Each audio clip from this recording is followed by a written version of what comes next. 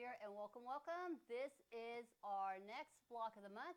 No, we're getting a little bit late, but we are finally all ready to go. This is our Tealing Good block of the month, and this is month 7. So this would have been our July block that we would have gotten done. So we're doing July's today, and in 2 weeks, one can be sure of that, in 2 weeks we should be getting with August block. So August block will be on the 27th, so 2 weeks from today. Hopefully we'll have that up and ready by 1 o'clock. So this one is a lot of fun, and it was actually, at first I was a little intimidated by it because I thought, oh, we got to make all these blocks, but it's A and B. It's block 9, A and block B, and let me tell you, it goes together real quick because A is almost identical to B. You're just flipping one over, and it works out awesome. So this is, again, our Tealing Good block of the month, and this is month 7, so this is our July for 2024. And so I've got everything right here in front of me, and just as a refresher, I'm going to pull up the big flyer so that you can see it. So this is what our quilt is going to look like in 10 months, maybe. I hope everybody's having fun putting this together. It is a lot of fun. And let me tell you, I already got the fabrics for the next block of the month. And I'm not even going to give it the name yet for it. But the next block of the month, we should be starting the pre-sales of that one sometime in September. And then we'll be doing that one probably starting in January also, like we've been doing this one January all the way through. And it's also a 10-month program. And I'm also looking at another one that's a shorter one. So this one's going to be coming out, I guess, like in September. I'll start getting the kits made, and we will have 20 kits available. And it's absolutely gorgeous. All right, so let's take a moment. I'm going to walk on over to the wall, to the design wall. And this is where I'm going to kind of go over everything we've done so far and where we are today. So let's just go on over to our big old design wall, and we'll get looking at everything you should have already gotten caught up and done so far. So we're on block 7. So it's actually called block 9, but it's month 7. So what we did so far is all of these different blocks. We've done block 1. We only had to make one of these, and we did this one in January. All of our blocks are 12.5 inches. So then we had block 8. It was also done in January. So we had to make one of these and 4 of these. Going into February, we had to make, I think we had to make, this one's block 2. So we had to make 4 of block 2. And then we also did block 7. So we had to do 4 of block 7. So this was our February, January, February. Then we're going into March. And it was our first one where we didn't do 2 different blocks. So we had March, this one here was block 3. So we made 4 of these for the month of March. And it taught us some really good skills because we're learning how to make flying geese, half square triangles. We're doing the hourglass block. This one here was just covered corners, but then when we put them all together, it gives this unique look. Here is another center that was really like a 4 patch, and then we put it together. This one here was a 16 patch that we put together to make this. We made all 4 of these units and then put them together, and we did it on point. So it was really nice to do a block that was on point. Then we're going into April, this one right here. So we had to make 4 of these for the month of April. Again, we learned to get about doing a block on point. We had our flying geese, we had our half square triangles. So it was a lot of fun to do this one. It was in April, and we made 4 of those. Then in May, we had 2 blocks that we did, but there's block 5, but we had an A and a B unit. So this is our A unit, and this is our B unit. Now they're the exact same thing. If you could just see right here, it was a mirror image. So block 5, A and B, exact same fabrics that was used for everything. I think the only thing was switched were these 2 right here and here, so that you switched them and it gave you this mirror image of block 5A and block 5B. So that one was a lot of fun. And again, we learned a lot about different components that we did for this one. I think of the blocks that we've done so far, this one was probably the most difficult when you consider blocks, but they all go together fairly easy because you're learning techniques and you're building on the techniques. So then we go into June, which we had done last month. So June, we had to make 4 of this block right here. Again, this was kind of drawing on some of the components that we had already learned. Flying geese, not losing our points. We had some solids that we had on the edges. And then we had this, looked like an hourglass, but it's not. It's all, I think all half-square triangles in just the way we turn them to give this unique look. So we had to make 4 of these for the month of June, and that was block 6. Then last month, this month, we're now doing month 7. So we have a 9A and a 9B, and I ran out of time to get 9B done. But 9A is this row of flying geese, a solid up here, and then this unit down here. So the difference between A and B is you're making all of these the exact same, this center piece right here, these flying geese, but you're flipping it the other way. So that's the only difference between A and B.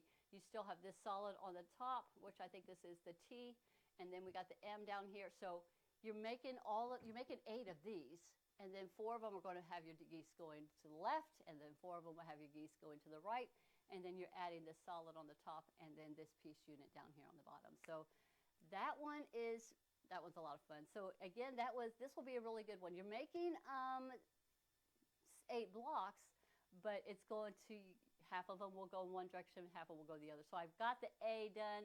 So imagine the geese going the other direction, and then you have the exact same block on the bottom here and the base on the top here. So that is the A and B unit, and this is it right here. So these are all the exact same.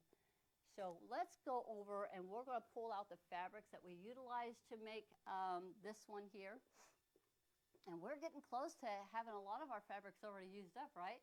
So we have like just a couple more months. I mean, we've got 8, which we're going to be doing 2 weeks. And then we got 9, which is these really long units. It's called block 11. It's a real long. I think there's going to be some part of the sashing or borders that we're going to be doing. So we're going to be doing these big long pieces for our September. And then October, I think, is where we just put it all together. So we really only have this month, June, we got the July, the August, and then September's is our last block that we're going to be making. So we're only having 3 more blocks, and then we'll be putting all the units together. All right, so let's take a look at all the fabrics that we had to use. I've got them all pulled out right here.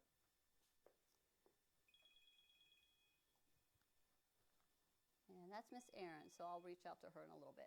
Okay, so I've got all of my fabrics cut. So the fabrics that we had to use that was for this month was fabric F, G, I, K, M, O, Q, and T. And if you remember how I was doing it, all of my fabrics, I've kept them all separated out. I labeled them into my big plastic bag, so it's really helped in my organization.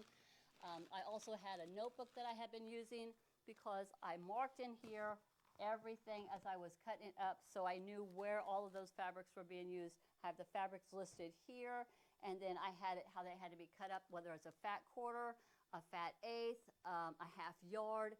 So those were most of the pieces that we had, and then we had a fat 16th so those were some of the symbols that we saw in the instructions to help us, get everything organized and figure everything out. The only fabric that we really haven't touched yet, and I want to say it's B, fabric B, because it's going to only be utilized in month 10. It is our binding fabric, so we'll get to that one in 10.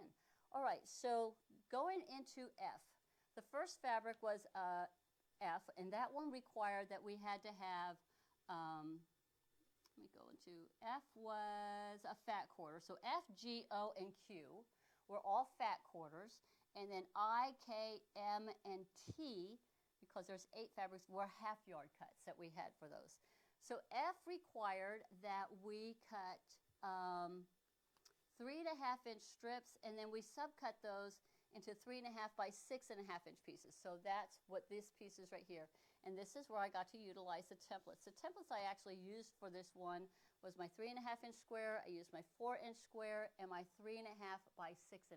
So these were the templates that I used the most in making everything here. So the first one was Q and F, oh excuse, F and Q. So here is my F and here is my Q. So they both had to be cut into 3.5 by 6.5 inch pieces.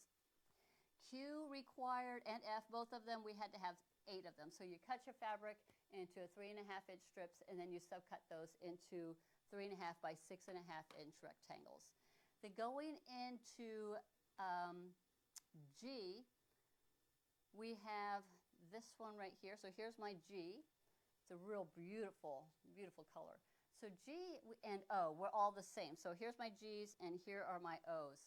So you had to cut those into 3.5 inch strips and then subcut those into 3.5 inch squares. So I just did my strips and then used my 3.5 inch square to subcut all of my G's and O's into perfect 3.5 inch squares. So that you had to have, the Q and F's, you had to have 8 of them. The G and O's, you had to have 16 3.5 inch squares. So you had to have 16 of these. 8 of these, but 16 of these. Then we go into I. I was also 3.5 inch strips, and we subcut those into 16 3.5 by 6.5 inch, and that's what these are. Because these are utilized quite a bit. I think each block that we do, whether it's A or B, utilizes 2 of these. So I'll show you that in a minute. And then we go into K.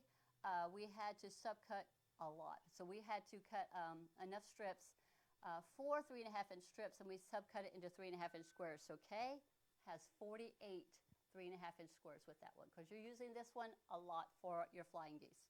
And then going into M and T, we did the, they're both exactly done the same. M and T were 3.5 inch strips, and then subcut to 3.5 by 12.5. So those are the big blocks that are going across the top and the bottom. So you had to get all of these cut. So here's my M's and here's my T's. And if you don't see what I always do, I always label everything, and I'm using a lot of Post-it notes. I found that has been very helpful in getting a lot, in keeping everything nice and neat and organized. And then of course using the clips or pins. I think the clips worked a little bit easier for me to hold everything in place. In case I have to walk away from it and then come back, I know I've got everything labeled and ready to go. So these are all the components that we had to make. I'm kind of going to show you here again. These are all of my pieces all cut. I'm going to turn it around. Well, I guess I can keep it like this. So here's my F, G, I, O, M, K, Q, and T's, all ready to go for us to start doing all of our work. And what I recommend is before you even start cutting, make sure your fabric is nice and pressed and nice and flat before you do any of your cutting. Everything will come out more accurate if you do that versus if you was to cut and then press it, and then it could get a little bit wonky. So be sure to get everything all nice and cut. Pressed right before you start doing all your cuttings. All right, so some other tools I'm going to be using. Of course, I got my scissors, clips. I've got my marking tools if I'm having to mark lines on the back. Or you can use this tool. I'm going to grab it because this is what I've been utilizing lately. I'm not sure where you can find these. Maybe you guys know what the name of this seam tape. But this tool has been amazing to use for, you put this on your machine for doing your half square triangles. I think it has several other uses for it too. I've been using this a lot instead of having to draw all of my lines. It's been fantastic to have this tool, and it's fairly inexpensive, a big old piece.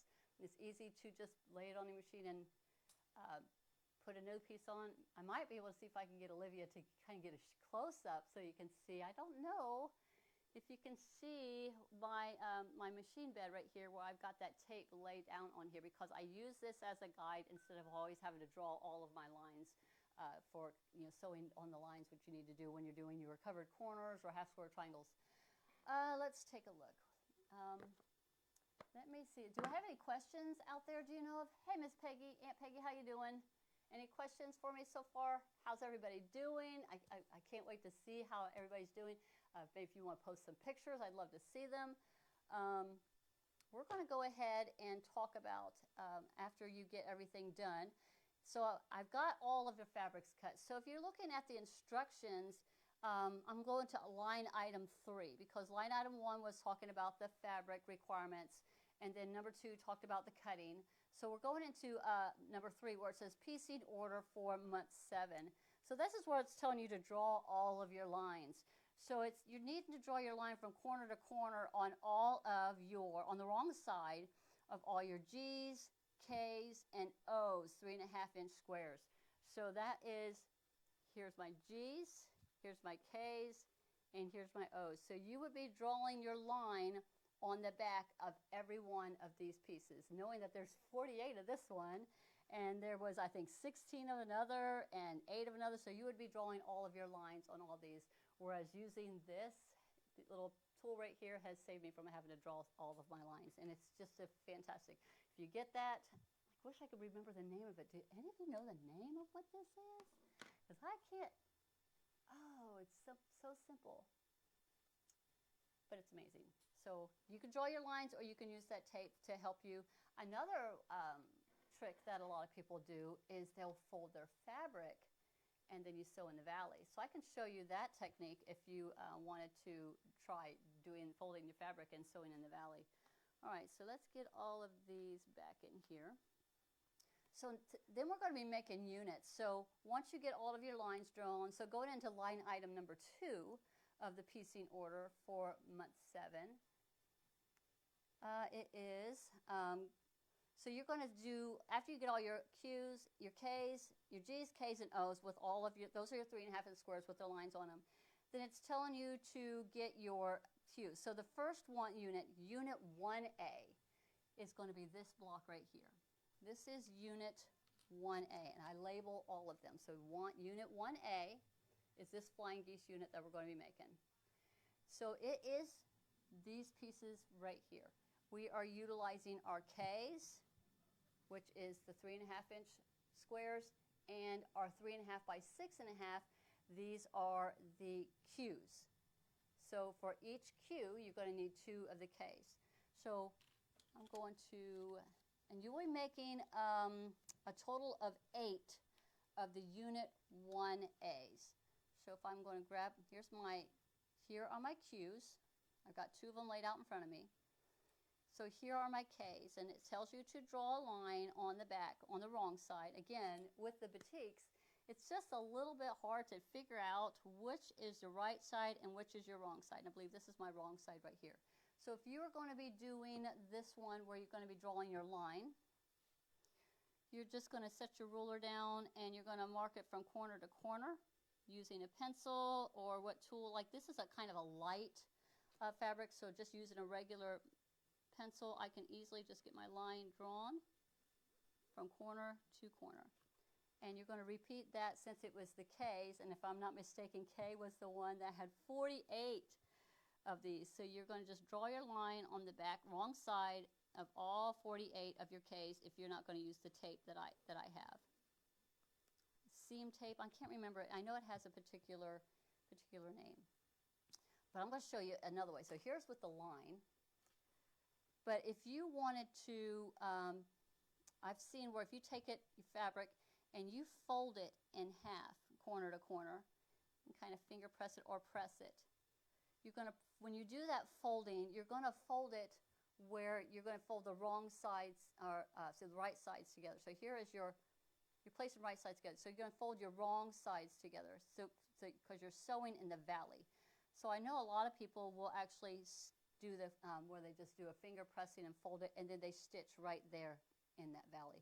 If you was to fold it this way and then the wrong way, it's kind of harder to sew in that if you're sewing on the mountain or the fold is up. So you be sure you want right sides together, so you're going to be folding it where it's the wrong sides are touching, and then you're going to lay it on here, and then you're going to sew in the valley here. So that's another way that that I've seen people do for doing these instead of having to draw their lines, or if they're using that tape. I'm going to go ahead and get this line drawn on this one.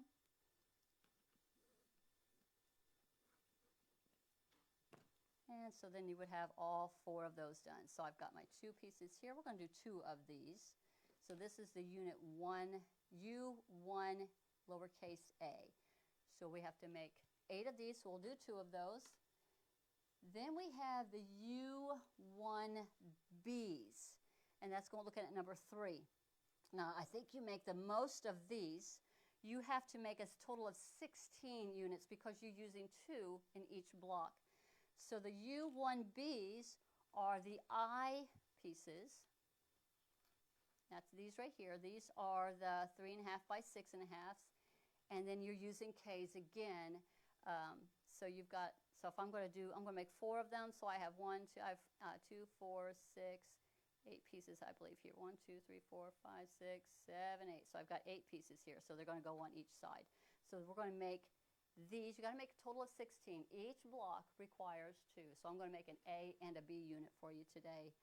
So that is the second one we're going to be doing. Then we have our unit U1C. Unit U1C. That one is also doing the exact same thing, making our flying geese, but we're using fabrics G and F. So it's the 3.5-inch squares of the G's and the 3.5 by 6.5-inch rectangles of the F's. So, and that's these right here. And you only have to make 8 of these. So I've got enough here. I think I'm going to make 2 of them. So you got my G's and F's. That is our unit C. So we'll go ahead and get started on all of these before we move into, well, we'll go ahead and talk about number 4. Unit 4 is our last bit of sewing. And again, this is one of those great projects where you can easily just chain piece a lot of these, as long as you don't get confused on where everything goes. But unit U2 is taking the M, big long M, which is 3.5 by 12.5, and then you're taking the O's and you're just putting them on each end. So you're just making 8 of. Let me see. You're making 8 of these. Super, super easy. Just basically like a stitch and flip covered corners that you're doing on these. So you're making 8 of the exact same units of those. And that is pretty much all of the big pieces before we go to put everything together into unit 3, and then we finish up to make the block. So we got the A and the B. So let's go ahead and let's grab. We'll start with our U1As, and that is these pieces right here. I'm going to do, these are the ones you only had to make 8 of, so we're going to do 2 of them. I think we're going to do 2 sets of the UA. So I'm going to kind of do them individually a little bit one at a time. We're talking about different techniques that we do. And let's go ahead and get started on this one.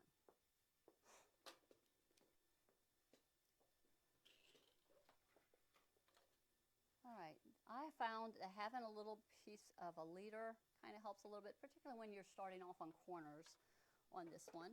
Now I've got my machine set up for 1/4-inch sewing. Again, this is one of those ones that I have a tendency to have a wider seam than I really want to. So I move my needle over so I can do a scant quarter, because we need to have this block finish out at 12.5 inches. And hopefully you don't want it to be smaller than that. I'd rather be a little bit larger and shave it down, trim it up a little bit, than taking too much of a seam allowance. So here's my inspiration. So that I'm going to be doing the U1As. And we are going to just, you're going to start putting them, I'm going to lay my square on here on top of my rectangle, and we are going to be sewing these 2 pieces like this. So they're going to be going on like this. So you got to do one side before you can do the other side, because you got to fold it back and trim it before you can till you can even get to the other side. So what I'm doing is I'm lining up my square onto my base fabric, right sides together, and I'm putting my needle in the center. We're not doing 1/4 inch right here. And what I'm going to do is I'm going to stitch either on that line or just a thread or 2 over from that line, so that even when the folding back, you want it when it's folded back to all these edges to line up perfectly with the edges right here. So you want everything to line up, because you know that the base block is already 3.5 by 6.5, and we want it to finish at 3.5 by 6.5. All right, so I've got my fabric on here, and we're just going to go ahead and get our leader started. And I'm sewing literally a thread over and we're going to just sew all the way down.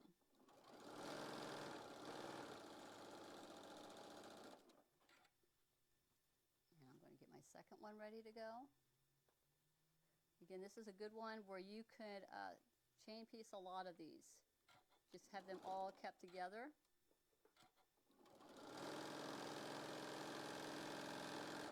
We're just going to do 2 of these.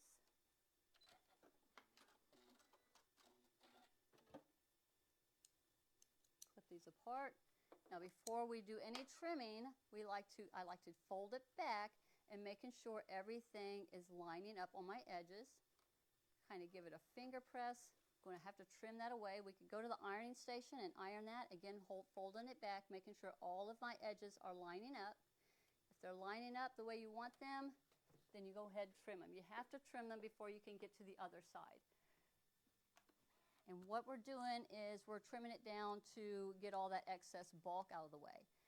Because this is a large block right here, I've seen a lot of people that will take the time and sew another stitch right here about a ½ inch from this stitch, and then cut between it, because then you actually are not throwing away all of this fabric. Fabric costs money. So if you take the time to sew a second stitch here, I think I've talked about this before, a ½ inch from this stitch line, and then you cut in between, you've got yourself a little half square triangle.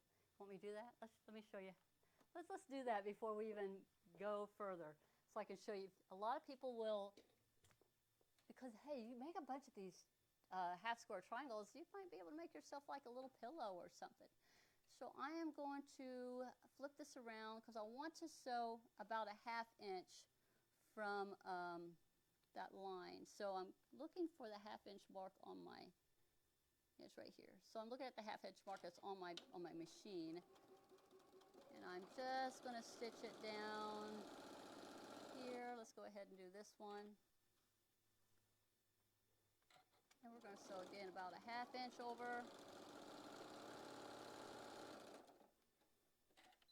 And then we're going to go over here and clip them apart, and then you can see what I was talking about. By just taking the time to sew that extra little stitch right there. We've already folded it back, and we know everything is lining up. So now we're just going to cut in between our stitch lines, and you've made yourself a block.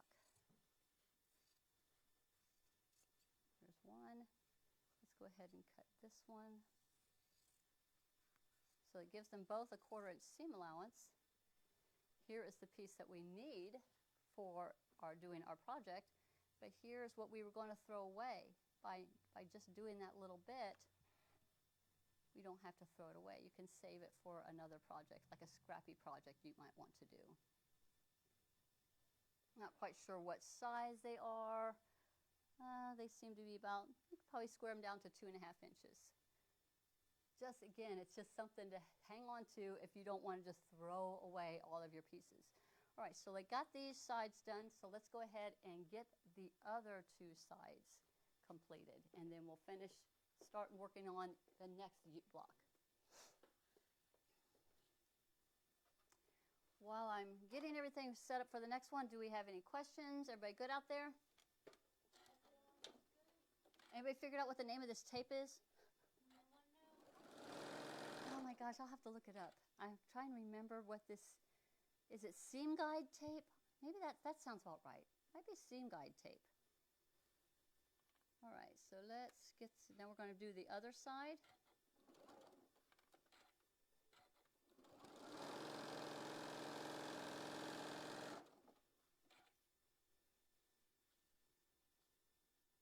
Placing my right sides together.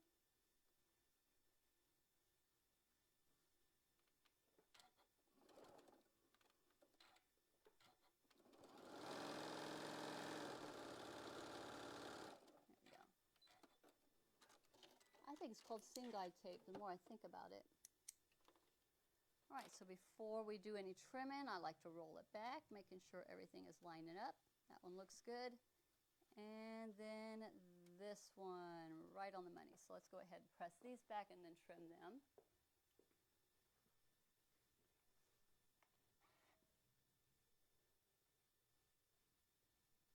I'm going to trim it, and I'm going to set it under my seam press.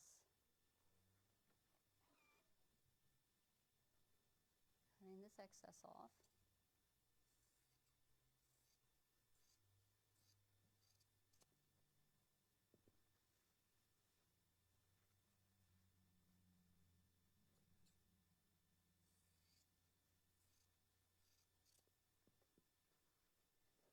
All right, so there is that piece.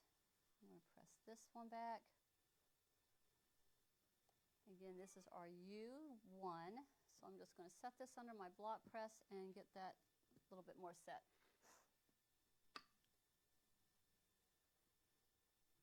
There we go.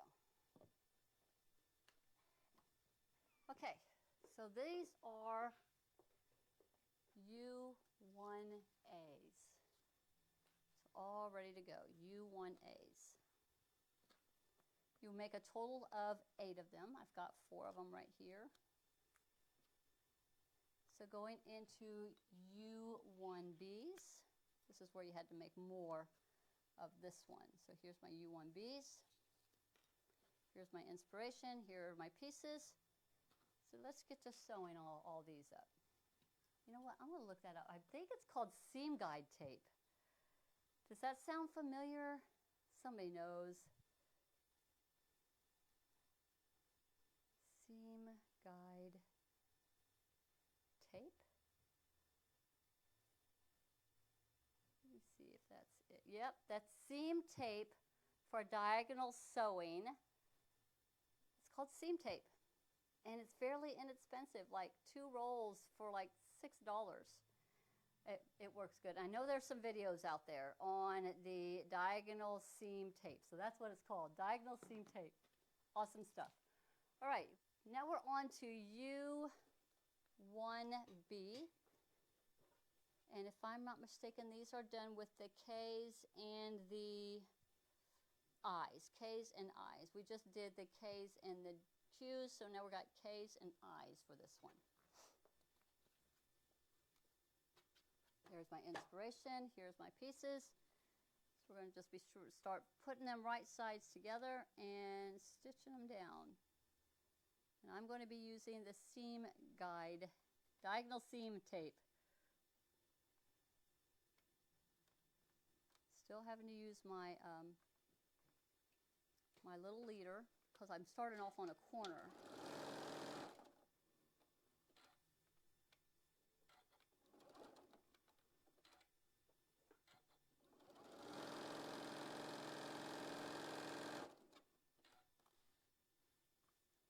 If I'm not mistaken, I believe we have to make 16 of this block. 16.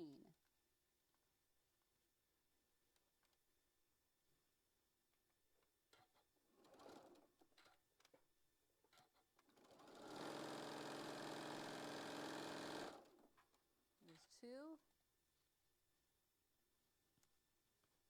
halves done.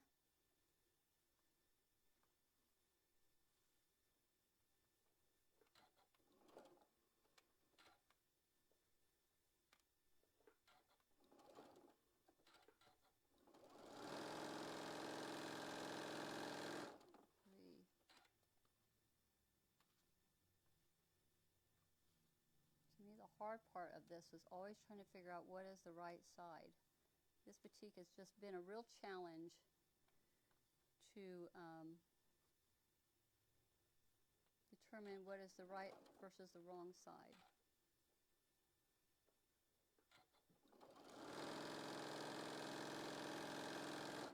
Alright, so there's 4 of them done. I was just going to do 4 of these because you have to do so many of this one. Before I do move on to the next phase, I like to roll it back to see if I need to replace or redo any of them. That one looks good. Good. I have one I was kind of questioning. That one turned out good. And then the last one. Good. So let's press these back, trim them, and then we'll get our second side done.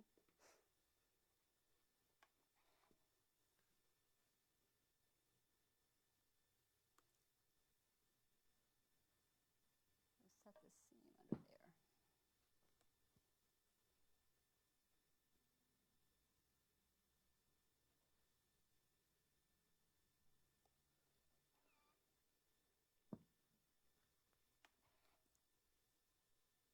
everybody all caught up? Am I the only one that's behind? It's been a weird summer. I like to always set my seam first before I roll it back. It seems to soften the fabric a little bit, and it makes that seam or the stitch kind of lay down better into the material. Rolling it back.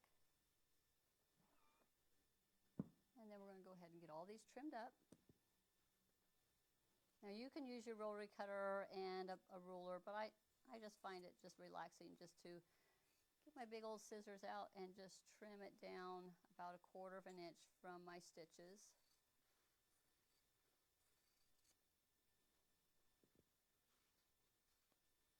Just cutting off this excess material right here.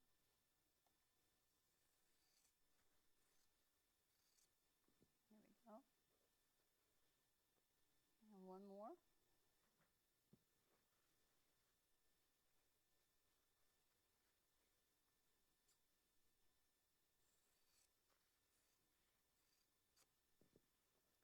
All right, let's get the second side done. And then we'll get to the third block.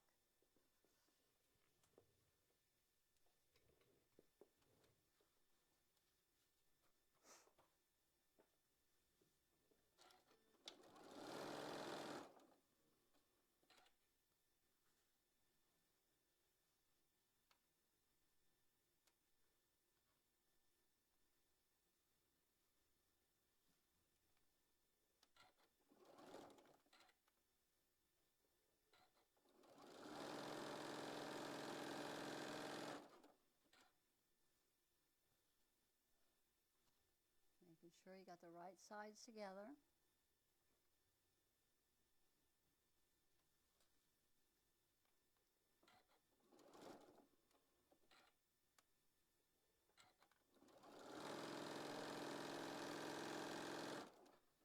There's 2. And this one is going to be number 3.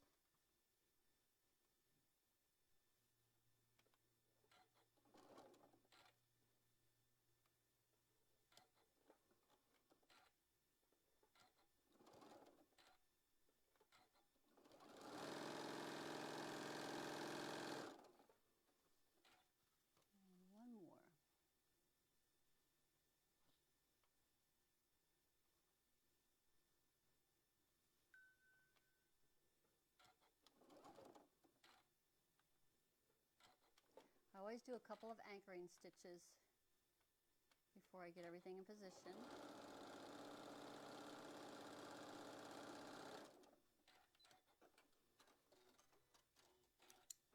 Again, you're making 16 of this one, so I just did 4 of them today.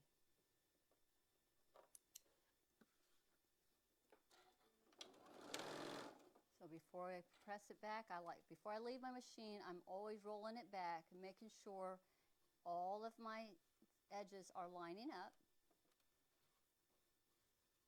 Because now's the time to rip it out and fix it.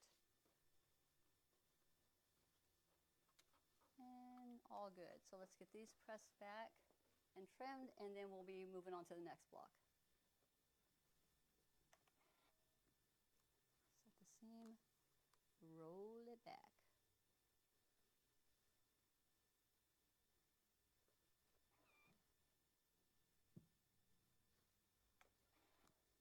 Any questions? Everybody good?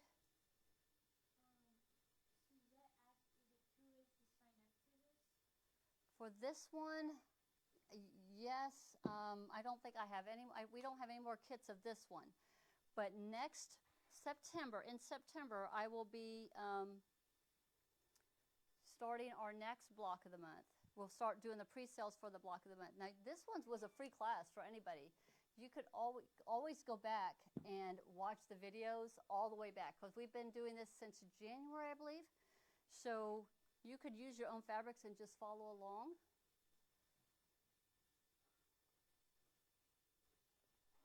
But we will be doing a new one, and come January.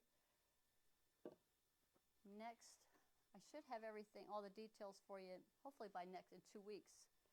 And when we have our next class. And I should have it, hopefully, I'll have the name of the block of the month that we're doing and get all the details started on it. The kits will be available come September. Been playing catch up. I'm behind on a lot of things. Speaking of which, how is everybody? I don't know who all's watching today, but did you like the those of you who signed up for the Sew and Show subscription box? That was probably one of my favorites. What'd y'all think of that one? I haven't seen anybody post finished yet because it just went out. Working on the September one now. All right, so this was all of, you had to make 16 of these. So I made 4. This is the U1Bs.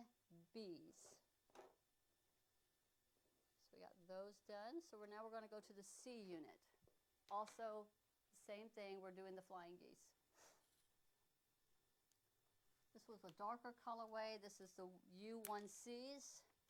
And it was where we used the G's and the F's. So the G's were our 3.5 inches, and then our F's were our 3.5 by 6.5. You have to have 8 of the U1Cs. We're going to do 2 of them today. All right, so same technique as what we just did for the A and the B units.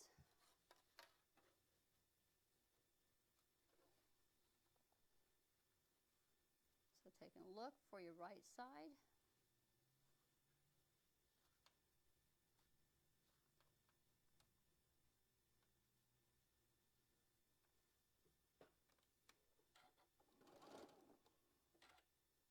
Do a couple of anchoring stitches.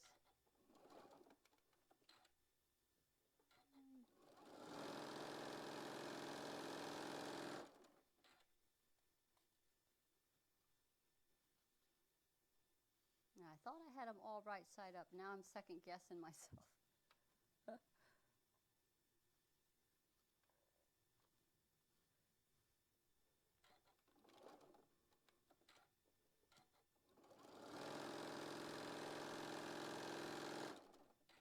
All right, that one I feel like I might have made a boo-boo, but we'll take a look at it, see how we're doing. Folding it back, making sure everything's lining up. That one looks good, and this one I'm not so sure. Oh, that'll work. All right, so let's get these pressed and then get the other sides done. This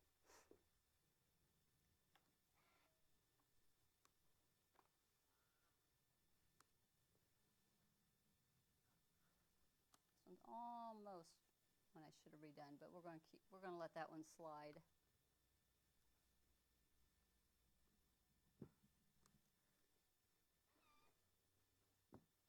Trim this away. Got our little pile going on over here.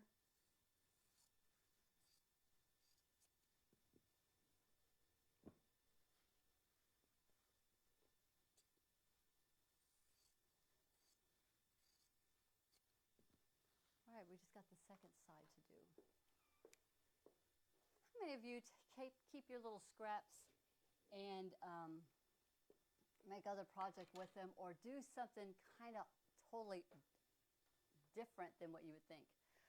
Years ago I started this, and I used to save all of my little teeny tiny slivers and scraps from whatever project I was working on, and I would put them in a baggie and I would label it, and I would put the date on there. If it was a quilt that I had given away, I would put that on there. I just kind of put little details in there. And I started this God, I don't know how long ago I started doing this, but then I would, and as time goes by, it's been something that was always interesting to me. I went and bought some of those clear, either glass or plastic ornaments, clear ornaments. They can be just the balls, or you can have the different shapes to them. And I would put my pieces of a quilt that I had done that year. Like, say I'd made a baby quilt for somebody, and I would put it in there, and I'd put a little label in there, and it would be part of an ornament that I put on the tree, because they're all going to be different with the different fabrics that you use. Anybody ever do something like that?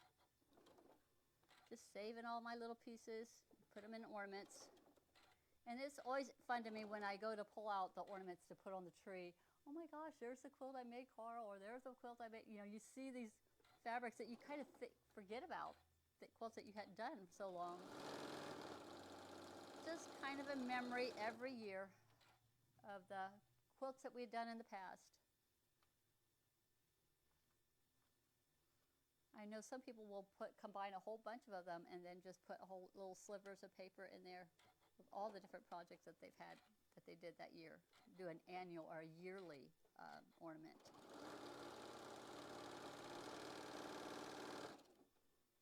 All right, there's the last two here. Just maybe think about that with all those little slivers I've got going on over there. Just sticking in a little clear ornament. All right, those are ready, so let's go ahead and trim these back. Press and trim them, and then we will move on to our last big unit with our M's, I believe it is. Set the seam, roll it back.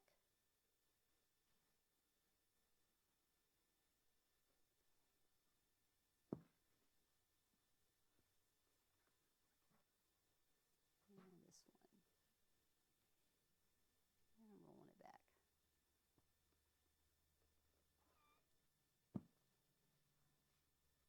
Again, you're going to make 8 of these. Trimming away 1/4 inch.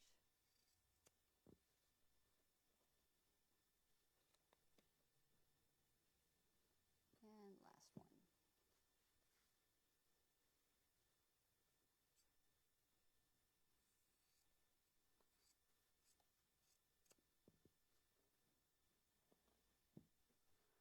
All right, so again, make 8 of U1Cs and label those. All right, let's move on to the next one. Tells us what we're going to do. I think it is number 4. Yep. So now we're going to grab our M's and our O 3.5 inch units. So that's these right here. We're going to be making, we've got to make 8 of these. So we're going to do, let's see, I think I've grabbed me 2 of them. We're going to do 2 of them. So here's the thing, whichever direction you do for your, to do your half square, be sure to do the opposite on the other side. Because I actually had done this one and then this one I had it both wrong. I had them both going into the same direction. So you're going to be doing, making the M unit, and which is going to be called U2. So you're taking the O's and the M's and you're putting the covered corners on both sides. So let's go ahead and get these done. I've got 1, 2, 3, 4 of my O's and 2 of my M's. I'm going to grab my inspiration because I don't want to get it backwards. Whichever side, whichever you do on one side, be sure to do that one for the other. And I think you're going from the out. All right. Getting my right side up. And it's this one right here.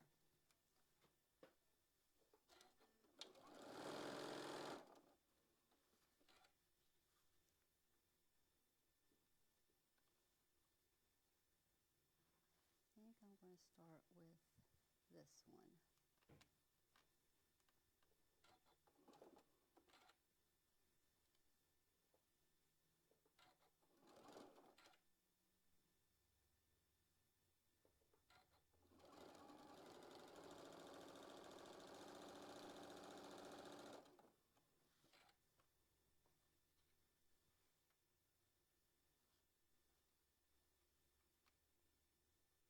So you would do 8 of them in one orientation, and then you would do the other side.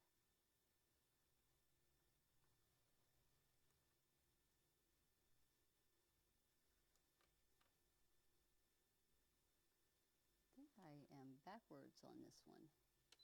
I got myself confused. Hold on a second. Almost positive I did. Oh yeah, way off. Got myself turned around right off the bat. Let's rip this out. Something just didn't feel right. You ever done that? Just didn't feel right. So take this out. Just wasn't in the direction I normally do it. All right, so let's do this again. Let's get this straight. I want it to be that way, but I need it to be on this side.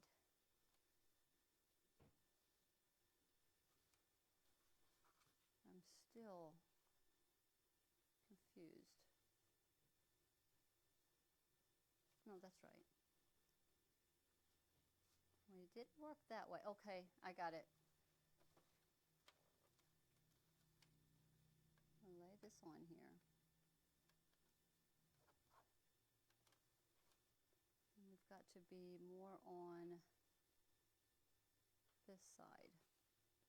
Because when you're rolling it back, you got to think about that extra thread count so that it lines up even.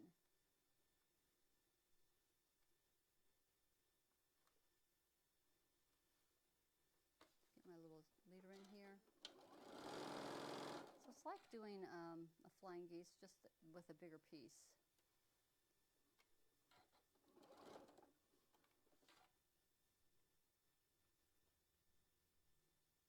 This side of it. Okay, got it.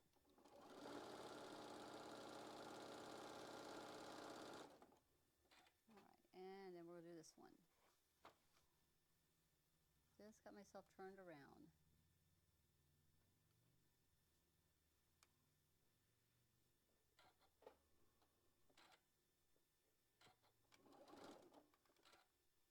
Anchor stitches and go.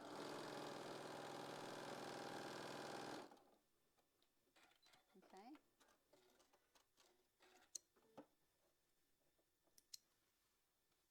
So we'll roll it back, and there we got it. Right what I need it to do. And then this side, I'm not going to, I don't have to trim this one yet, so I can just go ahead and do the other side because they don't cross. Right, so if I have this one going up this way, then I need for it to come down this way.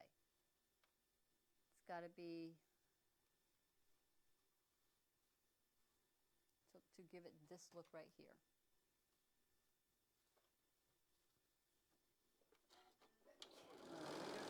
Bless you.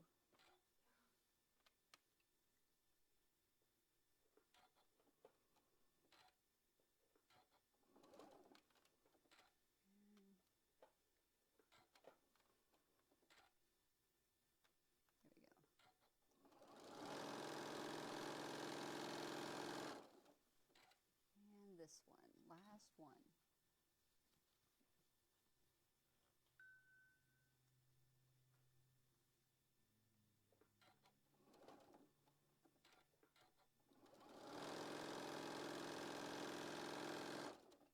All right. Let's check those out and make sure everything is lining up good. Press them and trim them.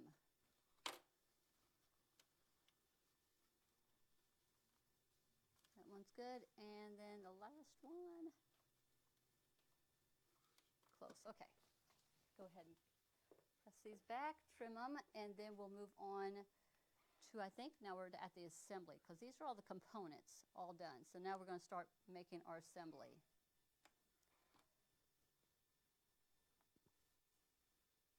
On this one back. And then set these seams and then roll them back and trim them.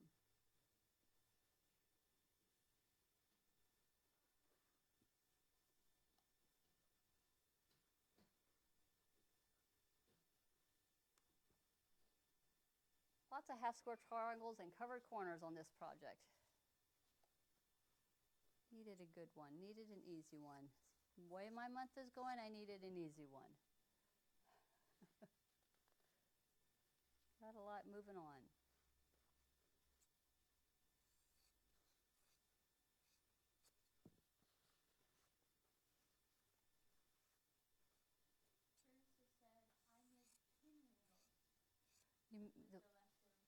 Oh, yeah. They're perfect for that. All these half square triangles, if you did your extra stitch, you'd have a ton of half square triangles with this project. Absolutely. All right, so again, you're going to be making 8 of these units here, and this was this block right here. So we've got all of our components to make this. This one's not a block, it's just a strip of fabric, and then all of our pieces, you need to have 8 of these. So let's go ahead and start with, I think they call it the unit, unit 2, because this is now, what these turned into was unit 2s. The M and the O's are called the U2. So now we're going to make our U3s, our big units. So that's when we're taking our A, B's, and C's. That's these pieces right here. And you're going to lay them all out the exact same. It's just that you're going to make 8 of them, so 8 will be going to the, 4 will go to the left, and then you're just going to flip it, and then 4 will be going to the right. So which direction you have them all go, you just have them go into that direction. And then you will make 8 of these. This is the unit 3. So taking a look at what it states in the book, it has this arranging. To make it, you take you take an A unit,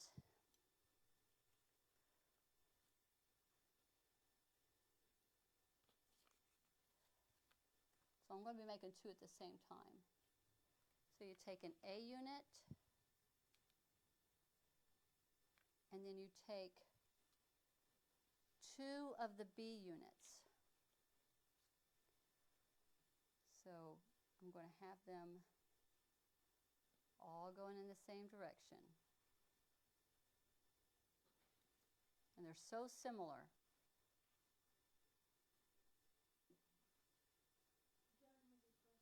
Uh-huh. Is the tape called diagonal seam tape by Hemi Sue? Yes, I think so. I think so. I'm not sure. Yeah, it's diagonal seam tape. I've seen it in several different places. Yeah, but absolutely, diagonal seam tape. So that was my unit B. So you've got A units here. That's my first. Then it tells you to do 2 B units, B and B, B and B. So I'm making 2 at the same time. I'm doing that because I need to make the A and then the unit C. So I'm going to show you that. I had a little piece of thread here. They're all going the same direction. A, B, B, A, B, B. So here's my B's. Just an extra B. And the last is the C units. So you have 1 C unit in each one.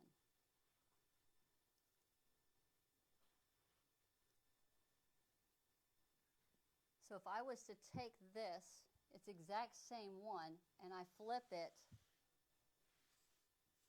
you're sewing the exact same orientation. You just got to make sure that's how you're going to get your unit 9A and 9B. So that's our 9A and IB. So let's go ahead and get these sewed together. I got 1 extra of my C units here. So I'm going to flip these back. A and B, B and C.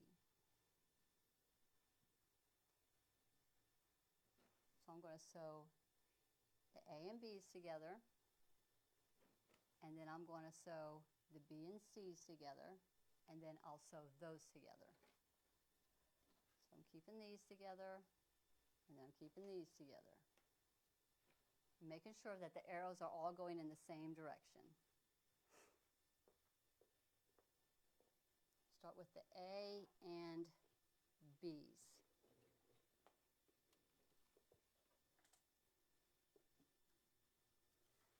So you want your arrows all going, for me they're all pointing to the right, so I'm just going to place one on top of the other. And I like to take a look, make sure, look, I've got plenty of seam allowance on all of these, so I shouldn't lose any of my points if I keep it right there on my 1/4 inch seam allowance, or for me it's a scant quarter. So I've got to move my machine back to my scant quarter, which I've been using throughout the entire project. line up my edges, and we're just going to go ahead and stitch these down, almost like a little bit of chain piecing here.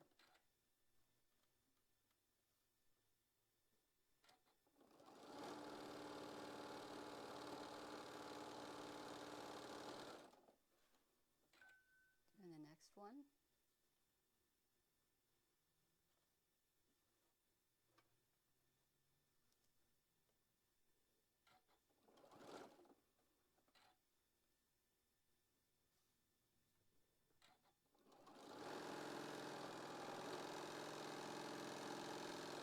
Those are my A's and B's.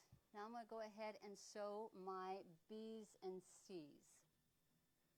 Doing the exact same thing, just placing the C on top of the B, making sure I have everything going in the same orientation. But if you twist it around, you can easily just turn it because it's just that kind of a block. Very forgiving.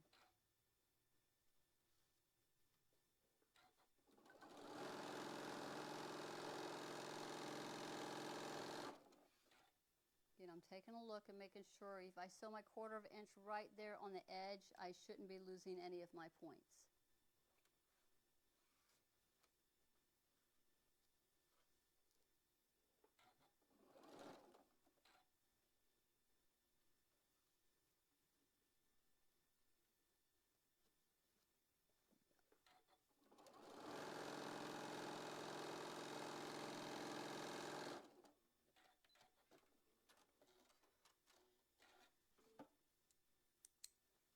Open them up, and I'm going to make sure none of my points are lost. That one looks good. I'm going to stack them back up in the piles that they were. That one's good. Here's my A and B's. Fantastic. And A and B. So here's my A and B's and my B and C's. So now I'm just going to take my B, the second one, I'm going to place these over top of this one, and then I'm going to get these all sewed up, and then we'll have my 2 sets. And then we'll go get these pressed. And then we'll finish up with adding our other components to it. Again, I'm taking a look, making sure I'm not turning them, and it got plenty of seam allowance right here. So if I sew my perfect 1/4 inch, I should not be losing my point of my geese there.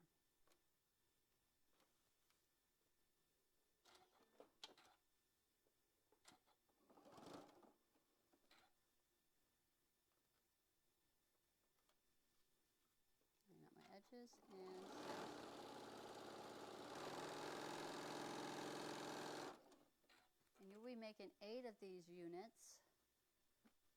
I think this is called Unit 2.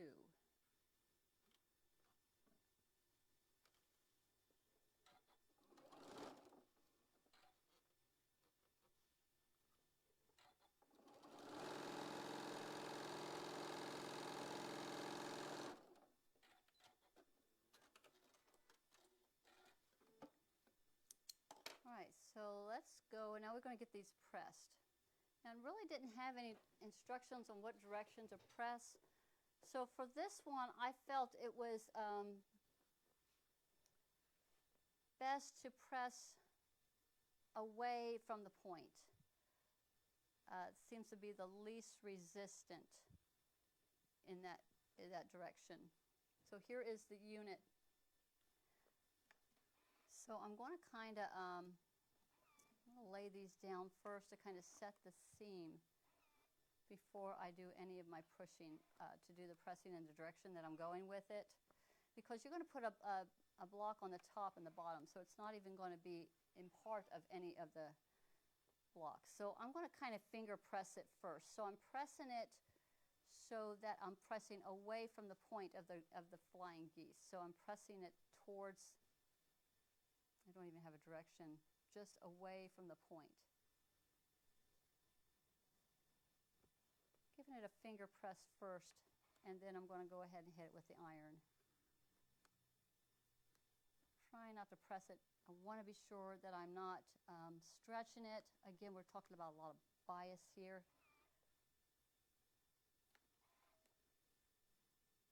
Always try to, when you're pressing, to press with the, follow the grain. Sometimes it's hard to tell. I flipped it over so I can make sure I have my seams going in the way I want them to go. I have less fighting. If I was to try to press it in the opposite direction, there was a lot going on right here. You could even possibly look at pressing these seams open, but I found it just laid better if I just followed the points in the direction that they're going. That would be the direction that I would want this seam to be. A little bubble right here. I'm going to tap that, make it a little flatter.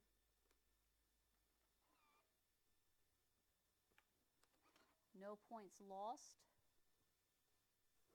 which is always a good thing. It should measure 12 and a half inches. That one here. I'm going to set that under the big seam press here, and we're going to get this other one pressed. I'm going to set my seam first. We've got a comment. Yes. Someone said, I put the cut threads for my embroidery work in 3-inch clear ornaments each year. That is a great idea. And who is this? Joan. So I'm giving this a little bit of a finger. I just set my seam, so I'm just finger pressing. All of your embroidery threads are going into a ornament. It's a great idea. Never thought about the embroidery threads. I'm just talking about all the slivers of all the quilt fabrics that you have. Slivers that can't really do nothing with.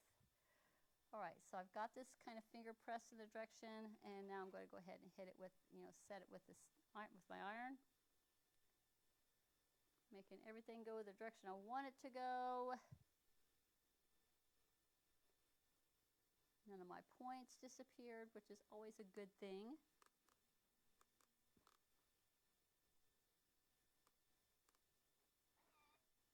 Everything is laying the direction I want it to be here.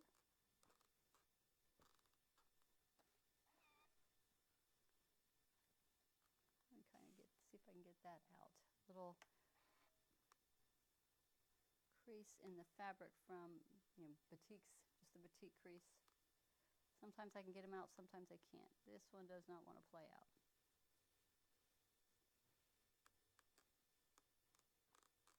All right, going to lay this one underneath the block press. So here's our A. Then we're going to flip it around, exact same thing, and it'll be our B when we put these pieces on it. It's just too easy for this one. All right, so let's move on and get our last two pieces sewed on.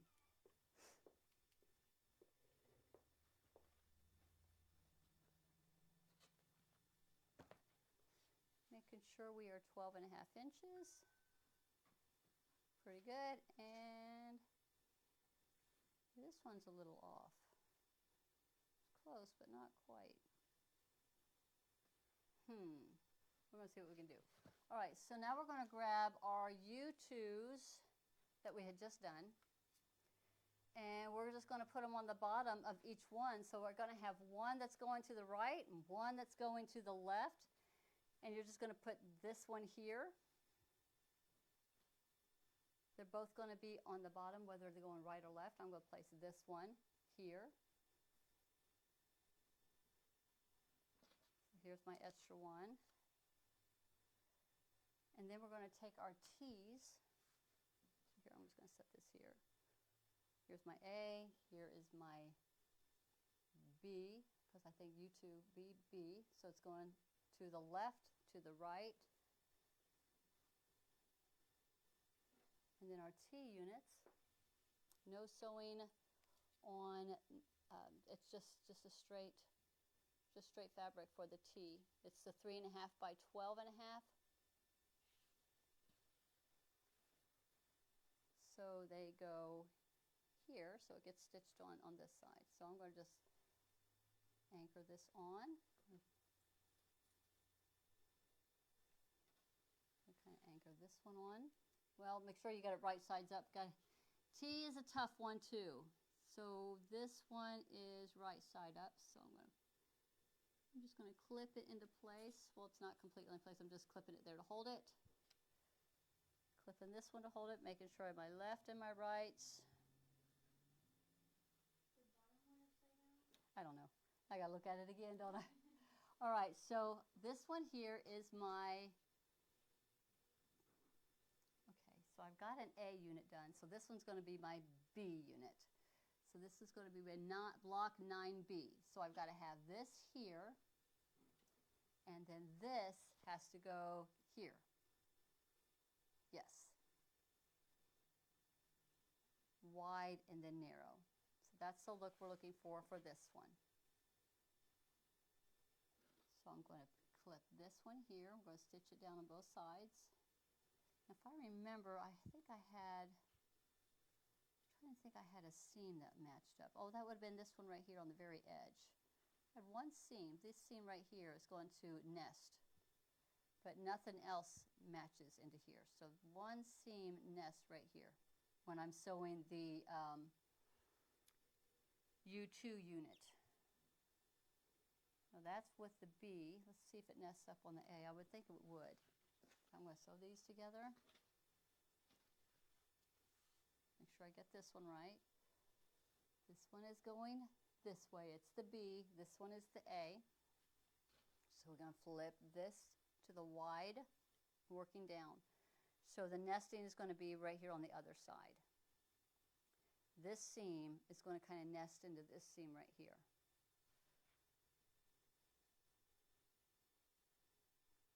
Clip that, clip these two together, and then make sure I got the right side up. Oh, this T is hard to tell. Okay, so I think it goes this way. And then we'll put these two together. So these are our last little bits of sewing. So let's just sew these up. Where's my nesting? Nest is on here.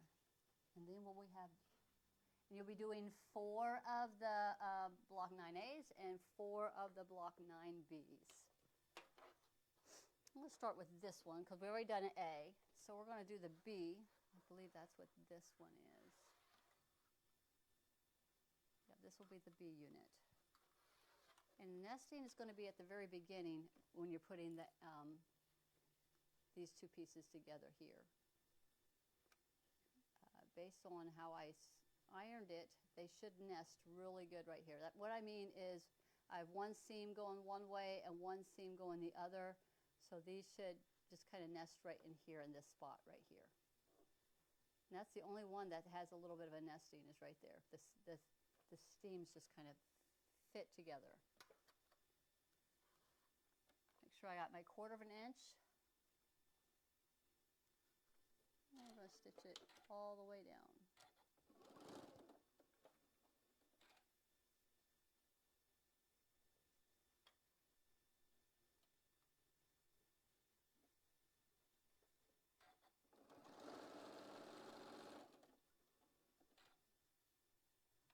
Looking at my seams as I'm going across, so we don't make sure we don't lose any points, and make sure they don't flip back up on us. But if you use the seam press, you shouldn't have any problems with them flipping back up.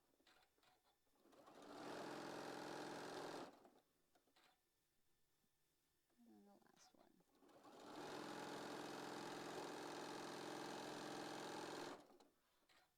I'm just going to go ahead and flip it around, and we're going to get this, the T block on here. Again, I'm paying attention, making sure I've got plenty of seam allowance right here, so I don't lose any points. Lining up my edges.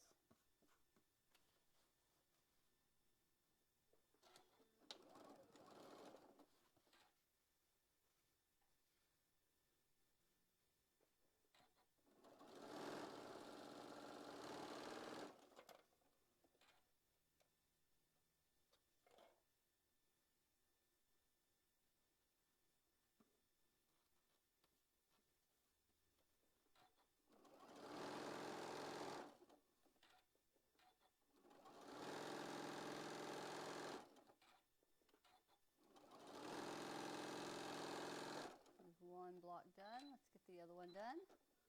This one should be B.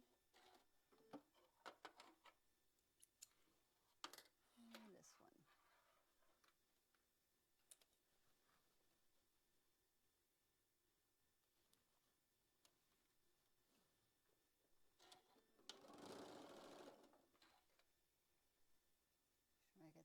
mess down here on the bottom. Taking a look, got plenty of seam allowance here.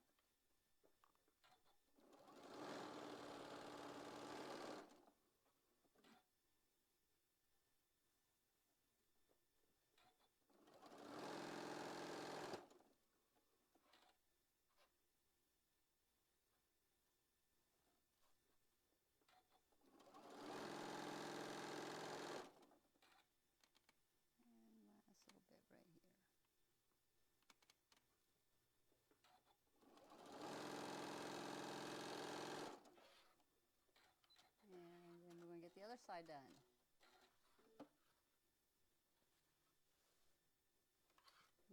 No points lost.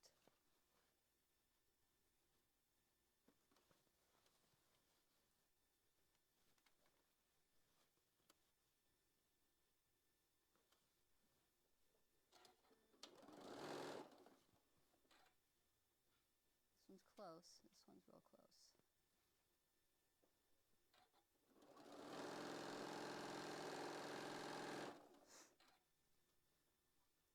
Really close on this one. I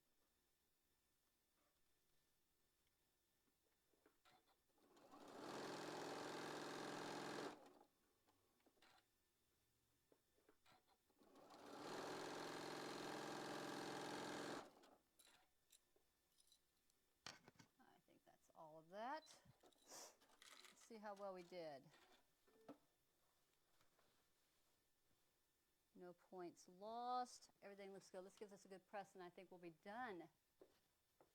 Again, you're making 4 of one and 4 of the other. Nothing flipped up on us. Probably should have used a darker thread for this one, but I'm using the light. I've been flipping back and forth between light and dark. So I'm just rolling it back. I suppose you could press the seam open if you wanted, but I'm just rolling it back because there's a lot going on right here. So it just seemed like it just would lay better if it was just rolled back. Same for this piece right here. I'm going to set my seam a little bit and then just roll it back. This one I think is the A, right? So this was an A, so we already seen an A. Let's take a look at the B. Let me get this underneath the press. This was the first one, this was the B. Already got the A done. Rolling it back. Make sure everything looks good. No points lost. But if we lose a point, can't see it from 15 feet away, right? Can't see it. Rolling this back gently. Try not to, you don't want to just do a stretch or pull in. Stay with the grain right here. So I'm going to hit this with a little steam because it looks like it's puckering. I want to pull it back a little bit. I don't want it to be pleated. I want it to be fully pressed back with the seam.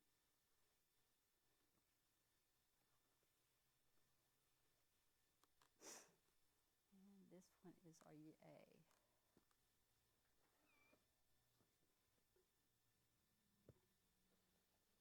B, this one is A.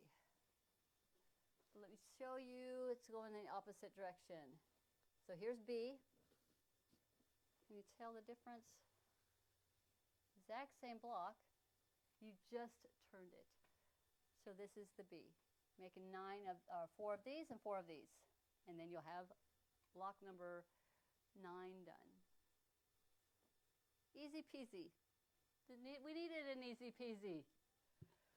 Okay, so that is that one. So our next one is going to be in 2 weeks. So you've got 2 weeks to get all of your, let's see, how many blocks you're making? You made 8 blocks. You got 2 weeks to get all of your 8 blocks done. And then we'll be moving on to month 8. And this one is, remember originally I was going to have this one done on August the 20th. Because I wasn't going to be here on the 27th. I have some very dear friends that was getting married in upstate New York. Then my husband fell and broke his ribs, so we're not going. He can't do that drive. He cannot take a long trip to New York this year. So cancel that wedding. So we'll be here instead of August the 20th, which was we've been talking about. Now we're going to be doing this on the actual date, so it's going to be on the 27th. So we'll be doing our number month 8, and it's going to be block 10A and block 10B. So it looks very similar to what we just did for the 9. I'm just going to pull it up. It's well, holy cow, let me take a look. If I'm looking at, okay, so on month 7, you've got your wide going down to your narrow. You got your solid strip up here, and you got your flying geese are right here. So next month, we got our flying geese. Looks like they are possibly still doing it in the same. When you sew them all together, not sure, might be. We got your geese units. Looks like they're exact same layout, so you could probably do the flip over. But you got mirror images that you got going on. You've got this unit here, which is the mirror image of this unit here, and these pieces looks like you're doing mirror images. But instead of having the wide and going narrow, we're going to be narrow going wide. So got a little bit different things going on here, but you'll be doing, looks like 4 of the A's and 4 of the 10A's and 4 of the 10B's. Very similar to the techniques we just learned today, but different. So that one is going to be in 2 weeks on the 27th, and then we'll be doing these long strip pieces for month 9, which is block 11, and then we'll be putting it all together. So that's it. So I think that's everything for this one. That was a lot of fun. Sorry we were a little bit late getting started. We'll try not to do that again, but I was behind. All right. Any questions for me? How's everybody doing? Misty said, love seeing you make the blocks. Oh, thank you. It's a fun one. It's going to be so pretty. I mean, holy cow. I don't think I've done a block of the month in batik. So this was new for me. I've done block of the month, but not a full batik one like this one. So kind of confusing with all the different colors, but it's just so pretty. It's like, eating an elephant. You just take a bite at a time. Just a little bite at a time. Oh, so it's starting to pour down rain here, so I'm going to go ahead and let you go. So today is Tuesday. Next time I see you will be, we got the fabric sale on Thursday, so be sure to check us out on Thursday, and then weekly wrap up on Friday. So y'all have a fantastic day. If you have any questions, you can always reach me. You can make comments here because I'll read these a little bit later this afternoon or this evening. You can also email me to learn@martellinotions.com if you have any questions on this block of the month. Learn@martellinotions.com. All right, everybody. Thank you so much for hanging out with me today. I'll see y'all real soon. Bye-bye.